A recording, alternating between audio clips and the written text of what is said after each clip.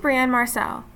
So the purpose of this video is to discuss what I learned in Edit 680, Special Topics in Instructional Technology. The first assignment in this class was to choose an organization. This was the easiest part of the entire process. This was an easy decision for me because I knew right away that I was going to choose Forest Brook Elementary.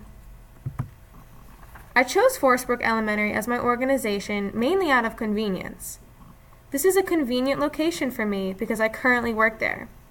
I am a special education resource teacher at the organization, so I knew it would be very easy for me to meet and collaborate with my colleagues. The staff at Forest Brook really helped me to meet the expectations of the course. After I chose the organization, I needed to conduct an instructional technology inventory.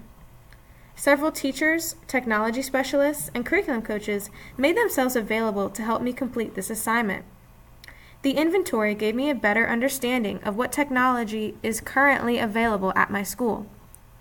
I took the information from the inventory and then I identified instructional technology deficits at the organization. The instructional technology deficit assignment helped me realize the current issues at my school. Some of the deficits I identified with the staff are related to lack of funding. The school has not purchased anything new with technology related in years. One deficit is the lack of devices for students in primary grades. Lack of instructional technology training is also an issue. My hypothetical 5-year plan for the school is to be one-to-one with devices throughout the entire school. Students in 3rd through 5th grade should receive Chromebooks and pass their iPads down to younger grades. The school should have quarterly instructional technology training with all teachers.